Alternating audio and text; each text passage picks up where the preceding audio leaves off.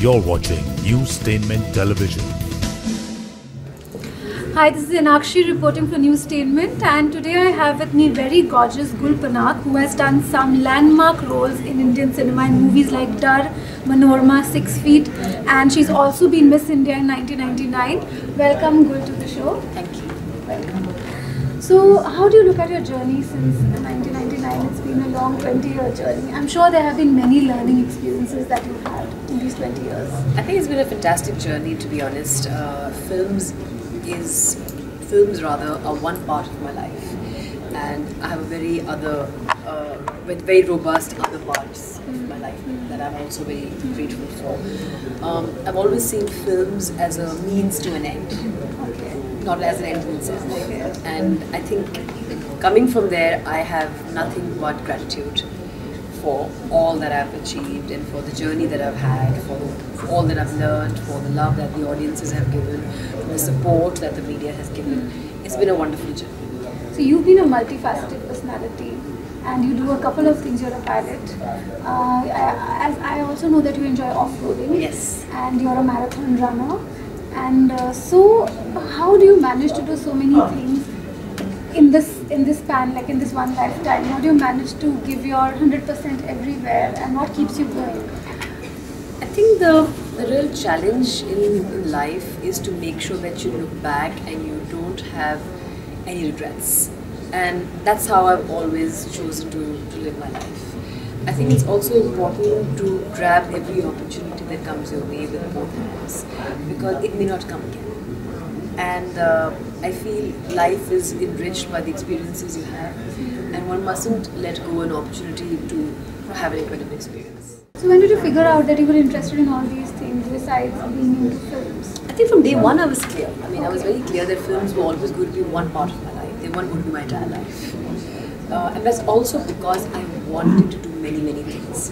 If I was somebody who was focused on just doing films, then maybe life would have turned out a little differently.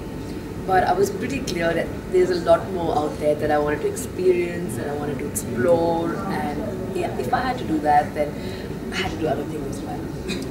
The film journey of mine, though, has been an enabler of the other things that I wanted to do, whether it was activism, whether it was entrepreneurship, whether it was pursuing my private pilot's license, whether it was continuing to study.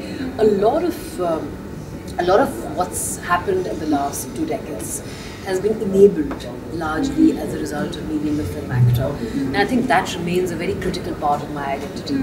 It's one aspect of it, but I would say it's a huge aspect of it. So how was the journey, since you didn't come from a film background and you studied in like different schools, since you have an army background? So how was your journey here in the film industry? Was it difficult? Was it very difficult since you didn't know anybody? Or how was it? I think I made my acting debut with a series called Kashmir, and when that happened, I got a lot of film offers. I also got film offers right after winning Miss India, but they were the kind of offers that I couldn't interpret. I would get a call and somebody would say, 4 gaane hai or 5-6 scenes hai. And I didn't know what they were talking about. So I went ahead and did other things, and then finally I ended up doing this remarkable series called Kashmir, directed by Suhail Dadari, and where I actually learned the ABC of acting for the camera. And once that show came on air, I suddenly had a lot of interesting film offers, of which I chose Dhoop as my debut film. The journey since then has been pretty interesting. I didn't know anybody here, but I already had my support structure in place. I was already dating my husband.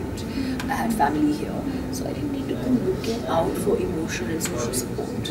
I never felt alone in Mumbai. In fact, coming from Delhi, where I was living at the time before moving to Bombay was very liberating. Because you come from Delhi, you don't even realize how the things that you've imbibed in your personality, which compensate for the lack of safety and security for you. You don't even realize that those are things that you've done. You figure that shorts are not even something you consider wearing, or that you don't wear fitted clothes because they attract undue attention. This is something you only realize after coming to Bombay, that I had made so many compensations to just be comfortable in Delhi. And a big part of those compensations was that there was, when I left Delhi way back in 2003, there were very few options for young people to do things with. Like, there were no places to eat out except for 2-3, there were not that many cinema halls, there were no malls, and Bombay already had all that. I mean, not malls, but cinema halls and a lot of eating joints. And for a young couple, Bombay is an incredible city. And I think that for me was a big change. And I was so consumed by the fact that, oh my God, I can do so many things here in Bombay that I could never dream of doing in Delhi, which I didn't realize till I moved to Bombay. Because till Delhi, I thought I was pretty badass. Everything was fine. It's the only once you move out of Delhi do you realize what a restrictive environment you live in. Even till today. Well, today it's reduced dramatically because there are pockets of Bombay, so to speak, that exist in Delhi. Pockets of it. And there are lots and lots of options that now you have, in terms of entertainment, in terms of eating out, in terms of cultural exploration, which you didn't have back then.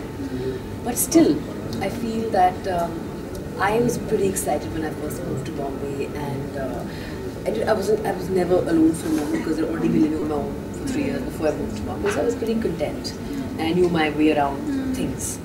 Coming to Bypass Road, so how is this character different from what you've done till date? And are the roles changing? Are you finding it more interesting as you're progressing in your acting career? Well, to start off with Bypass Road, it is by far the most different part that I've played because for the first time I'm entering into the realm of grey. I've never played a grey part before. So for me, this is a big departure. I play Neil's stepmother, somebody he's extremely resentful of, probably because he figures that I'm almost his own age and then I've married his father for his money, which may or may not be true. With regard to the roles that are coming my way now, I have a lot to be grateful for. Given that I'm also a producer, I run a production company, I'm an entrepreneur, I've been pretty busy doing all that the last couple of years. So you're producing your own? No, I've been producing lots of stuff, my own and other stuff, for the last 6-7 years. And I wasn't actively seeking out film parts because I just didn't think there were good enough parts out there. And then one after the other, there was Family Man, then there was Bypass Road, then there's Rangbaz with Jimmy next month. There's Bam Din Pooja with Sharman Joshi. So suddenly I'm getting the kind of parts that are actually interesting me. Isn't it interesting to see that how Indian cinema is changing? Look at Tabu, the kind of role she's doing. Ajay Devgan, look at you. Yeah. So isn't it a great change that now women have actually become an integral part of the Indian cinema? Despite whichever phase they are in life, I think it's an interesting change because I've seen since 90s. Absolutely, I think that's absolutely well caught. See, women are an integral part of society, and film should ultimately reflect what exists in society. While it's great to have 45, 50-year-old men romance 25-year-old girls, it's interesting, but it's not real. And while certain men may be doing that, all men do that. And also there is more to romancing women. I mean, that's not all that more it is. to life, There's more to life than romance. So the kind of subjects that are now being explored, the kind of films we're seeing, the kind of web shows we're seeing, I think it's a great time for entertainment in India right now. And you're very fit, and I think you do marathon running and lots of things for fitness. So what is the idea behind it and how you keep going? What drives you at the end of the day? I think fitness is an integral part of one's life because it's what gives you an opportunity to live your life to the fullest. We only have one body, and if we don't take care of it, it's not going to take care of us. So I make sure that I strike a balance between eating right and between making sure that I'm active for a certain number of minutes in a day, ideally 25-30 minutes every day. And I think once you're cognizant that the main role of food in your body is fuel and nourishment and not entertainment and not boredom alleviation and not happiness and not emotional crutches, and you start looking at food as nutrition, then your relationship with food changes. And ultimately, how you look is a function of your input-output equation. Exercise adds another dimension to you. It makes you eat, it gives you a certain spring in your step, it gives you strength, it gives you flexibility, it gives you endurance. But without that too, the input-output equation exists and it must remain balanced. So you don't believe in dieting, basically? I don't. I mean, I just feel that everything should be eaten. Because I saw you eating a sandwich, and usually people say that you should be off carbs and this and that, and I think that's a myth. I think you have to eat a balanced diet, which includes carbohydrates, fats, proteins. It's important because usually youngsters are going in the wrong But direction. the thing is also, it's important to understand that food is first fuel. I can't have food because I'm bored. I can't have food because I'm so happy. And when that sandwich came, I only had capacity for half a sandwich, and half a sandwich is what I ate. I could have had more because I'm not doing anything else. I'm waiting for interviews. Let me have one more sandwich. So that's the difference between understanding fuel as food, food as fuel, and food as something else. Think of it like this: your body is a machine at the end of it.